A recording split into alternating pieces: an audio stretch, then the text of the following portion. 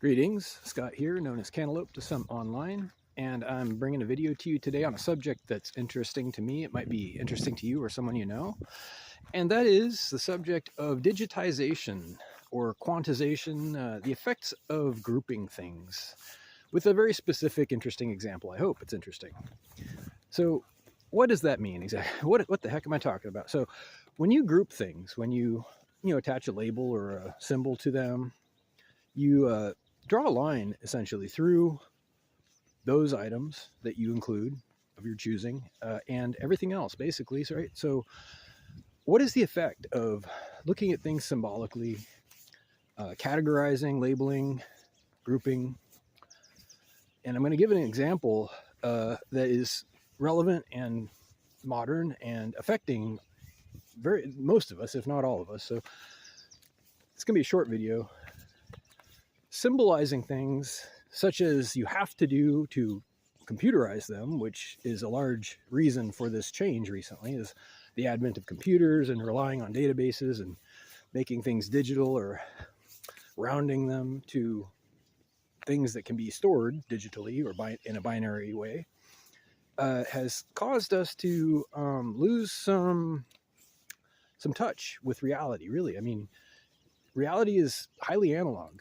Reality does not have hard edges. The closer you look, you see there's very, very few hard edges in reality, and there may be none, except in the universe of data, the universe of math and hypothetical situations where you can create hard lines and you can quantize things and make them integers, so to speak. So anyway, for example, this is the interesting example I spoke of.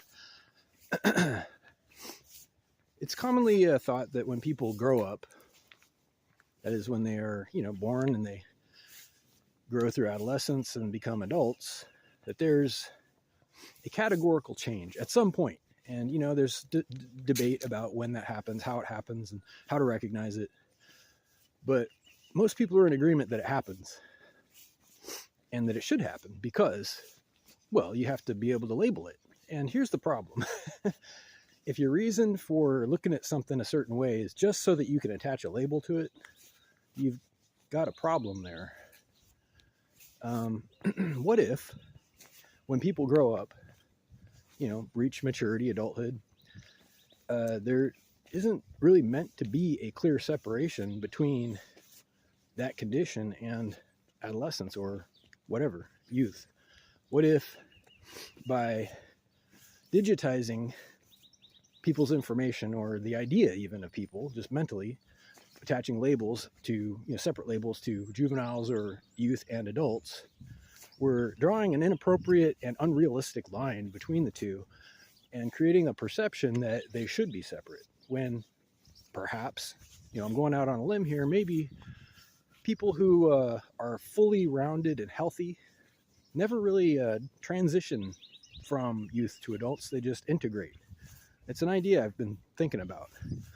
They integrate their youth, all of the positive, healthy aspects of, being playful and inquisitive and idealistic, all the things that we commonly understand are youthful aspects. They just grow around that.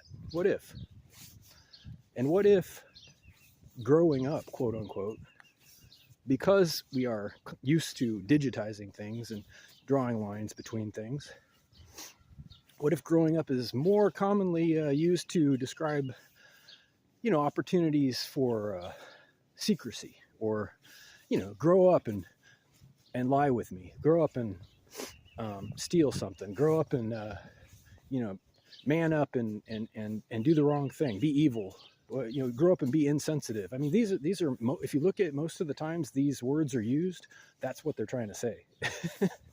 I don't like that. I think that there isn't always a line between things, and in reality there are very, very few lines, if any.